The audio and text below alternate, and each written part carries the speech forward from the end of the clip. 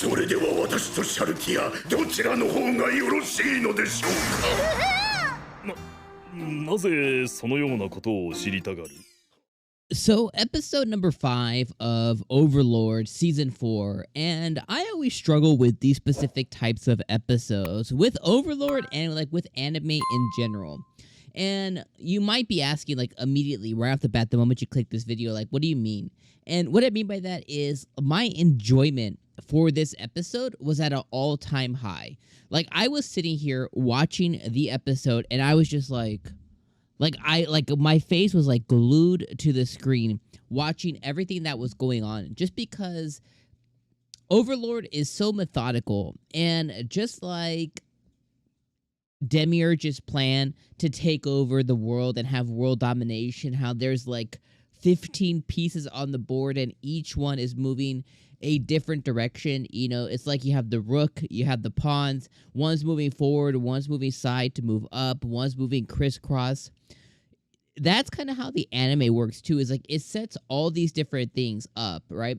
Like, basically what I'm trying to say is like, okay, we have so far in these 5 episodes, we had Albedo go to the 𝐒𝐻𝐻𝐸𝐻 kingdom, and then you have like a whole storyline there with that Philip dude, with the queen of the, or not queen, the princess of the 𝐒𝐻𝐻𝐸𝐻 kingdom, and all the different ongoings that's happening, getting set for an invasion there.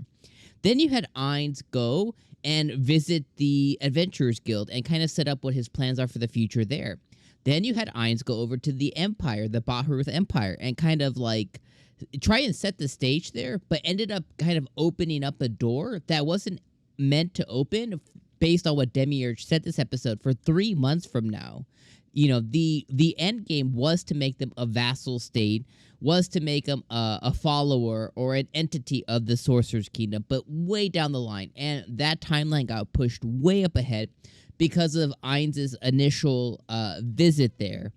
Then we have the theocracy stuff, right? And we have the theocracy kind of moving behind the scenes to try and obviously just take down the Sorcerer Kingdom.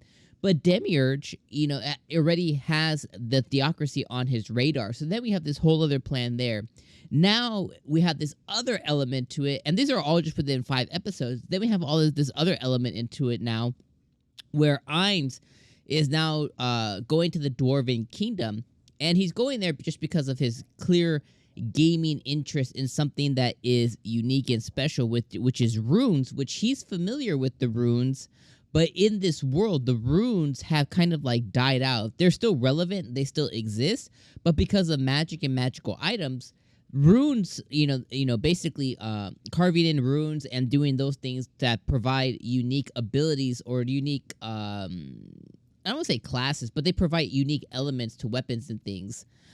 They've pretty much died out because magic has kind of taken over. So now Ainz's interest there, you have him discovering this other random-ass dwarf in the middle of a abandoned dwarven city.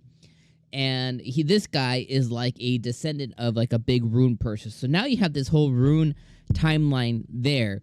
Then you have this other element, on top of everything else, you have the funny stuff with SHALTEAR, and with her trying to redeem herself, and you have the whole thing with cocytus being a chair this episode, which I love how cocytus was jelly. He asked, who's the better chair, me or SHALTEAR?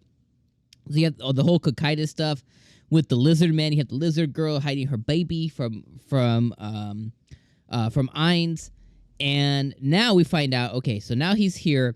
We find out that the dwarves actually moved, I don't know if it said north or south, but they moved about a 6-day walk from where they are now. So they have a new city, and the reason they have a new city is because these beastmen, these werewolf-looking dudes, were attacking this specific city so much and so often that these beasts apparently eat metals, and the more precious the metals, the more they eat, kind of thing.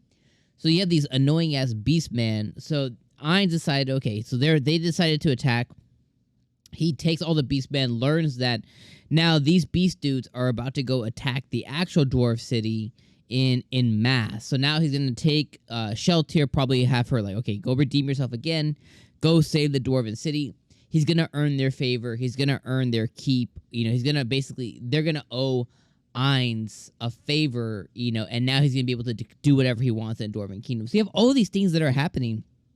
And like, as I'm watching, Of course, there's certain elements in the episode to where I'm laughing because, obviously they keep referring to Ainz as the undead. They're like, yo, everybody keeps getting scared. Even the dwarf dude was like, oh my god, who's this monster? And he ends up just being, obviously, he ends up being Ainz. You had Ainz saying that he was the follower of SHALTEAR. You have SHALTEAR keeping her cute little diary of everything that Ainz has been saying. So you have all this different stuff that is going on. And then you have the sprinkle on top. So last week I talked about the OP, and the OP being awesome and amazing and giving us a glimpse into everything that's going to come this season, right? Including the Dwarven Kingdom, including the Dragon Kingdom.